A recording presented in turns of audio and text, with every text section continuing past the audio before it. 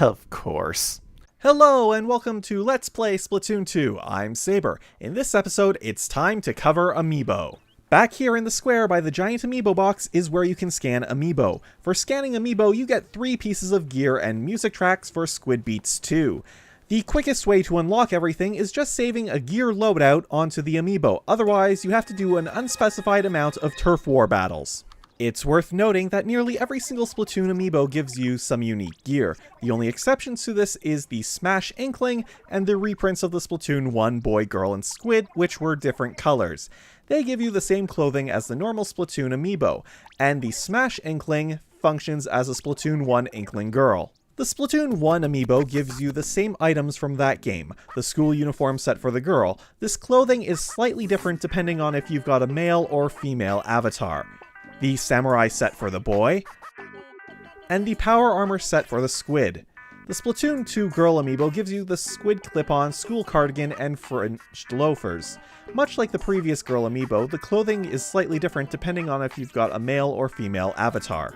The Splatoon 2 Inkling Boy gives you the Squinja set, and the Splatoon 2 Squid gives you a different set of power armor. The next batch is the Squid Sisters. They aren't available until you clear Octo Canyon and have left notes. Hey, it's Callie. I'm in the middle of something super important right now, so I can't come over. Call me again later once I'm finished with this thing. Hey, it's Marie. Sorry, but I'm kind of tied up in Octo Canyon at the mo. Call me again later, yeah? But through the magic of video editing, we don't have to worry about that here. Callie gives the hero costume from the first game, while Marie gives the armor set from the first game. The next set of amiibo is Off the Hook. Pearl gives her costume from the Octo expansion, and the same for Marina. Finally, there is the Octoling amiibo set. The Octoling girl gives you a witch costume, the Octoling boy gives you a steel helm, plate mail, and greaves, and finally, the Octoling octopus gives you the fresh fish costume, an in-universe mascot character. Besides the costumes, the amiibo have one other use, taking photos with them on various stages or in the square. However, during Splatfest, you can take a photo with Off the Hook on top of where they perform. I'm hoping that with the end of Splatfests on the immediate horizon, they do what they did with the Squid Sisters in the first game and allow them to start a concert at night at any time, so that nobody is locked out from this. Well, now it's time to jump back into the single-player campaign. And we're back to do another level. So, spinning campground, ink me out, ink me in, and of course it is a Sheldon's request. So, this time it is with the hero shot. Let's begin. Let's go. Question, Marie, Pikachu or Eevee? Anyways, the gimmick for this level are these ink furlers. You hit them with your ink and they will roll out, and if an enemy hits them with their ink, they will roll back in. So, nice and simple. They do a few interesting things with them. Anyways, getting back to that question, Pikachu or Eevee? I just want to know, who did they think that Pokemon Let's Go Pikachu and Eevee was actually for?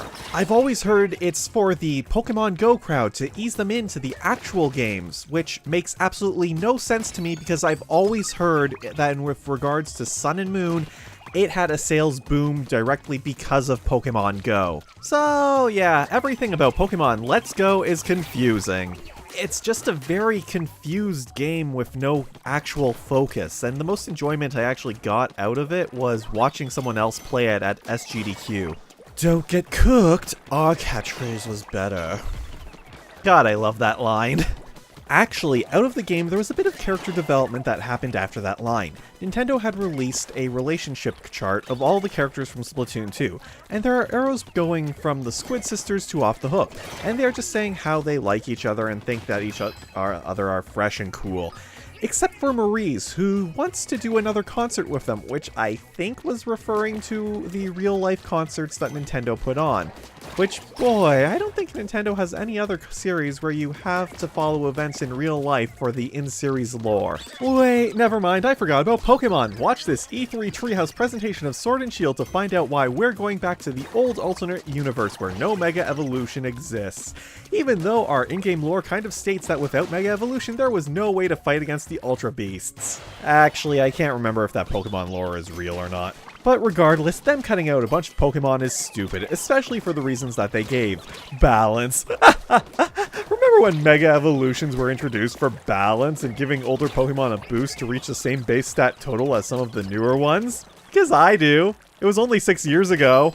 But yeah, I'm not exactly happy about that decision with Sword and Shield, and we'll see how it goes. You make this look easy. That's because it is, Marie. That's because it is. I'm pretty sure I just saw the Zapfish. Yeah, I'm pretty sure you did too. You can't shoot those shielded slobs from the front. I mean, I could certainly try, but I won't. Anyways, I have a question. Who the hell designs their evil base like this? If it wasn't for this ink furler, I would have had to fight through that armored firing squad. You could have easily killed Agent 4. Why would you design your base like this? Your ink furlers are covered in the ink of your own troops.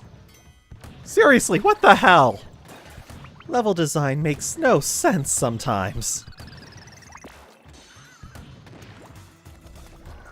Oh, no, that was too close. Whoops. Let's try that again. Going up.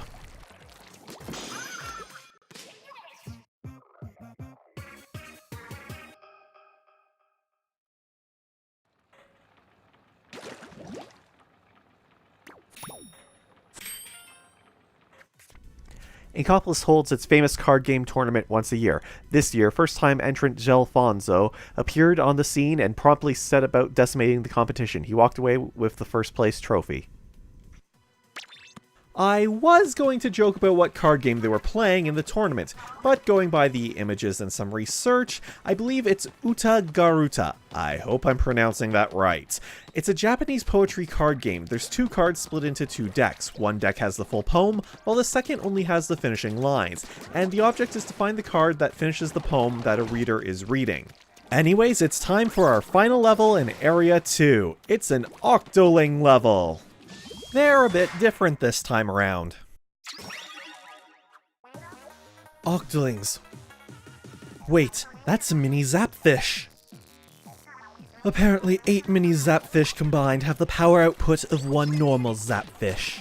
And that's how this game's Octoling levels are different. Unlike Splatoon 1, where Octoling levels just had 1 Zapfish, there are 8 mini Zapfish to find here. And much like the first game, this is once again just an excuse to reuse the multiplayer maps as a single-player stage. Which, it's fine. Although, honestly, I'm getting a little bit sick of the reef here, but it's fine. I don't know if it's just me and my weird timetable, but every time I play it, it always seems to be the same set of stages, and it's always the early game stages.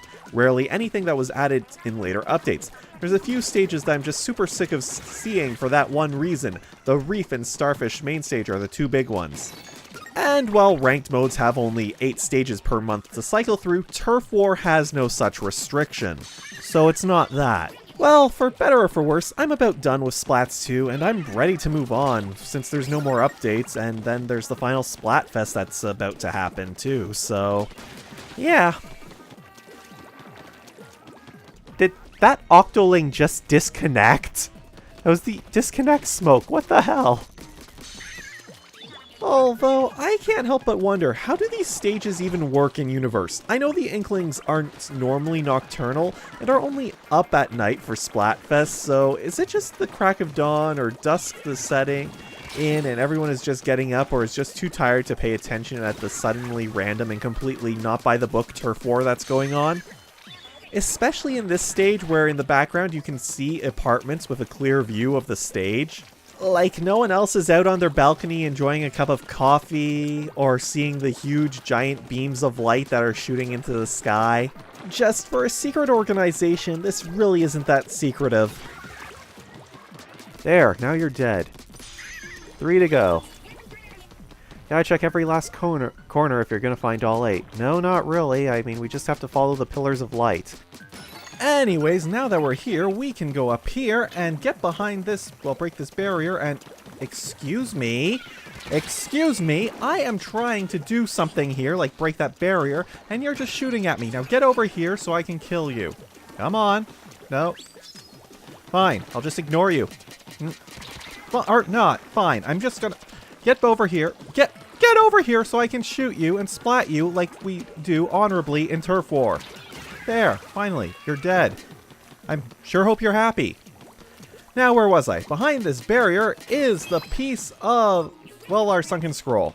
I thought it was the Sardinium, but no. The ones with kelp on their head are extra tough. Show them no mercy. Kill them. Do it! Unfortunately, by being splatted there, I have to go get the sunken scroll again, so let's just use the magic of video editing to cut that out.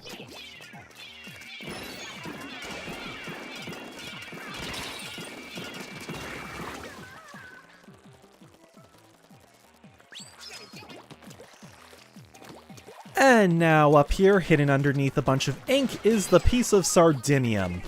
Actually, to be a bit nitpicky right now, why is it that the enemy ink hides it, but our ink reveals it? Shouldn't it be consistent and it stay hidden under both inks? It's not like you're cleaning it like in the Super Mario Sunshine, where it made sense for things to be hidden under the goop. Also, how does it hide under ink anyways? It's still a solid object. It doesn't transform into ink like us. Well, I guess that will teach me not to nitpick. Anyways, we're going the back way now to be a bit safer. I don't know if I've said this, but bombs actually automatically cause the barrier holding the Zapfish to shatter. So that's why I'm always throwing them at them.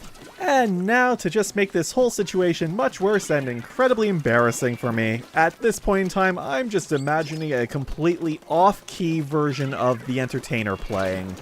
Because, yeah, this has just become a disaster with trying to get past this one Octoling.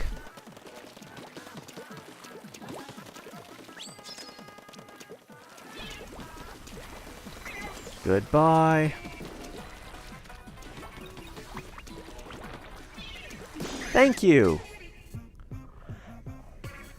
That was a lot harder than it needed to be.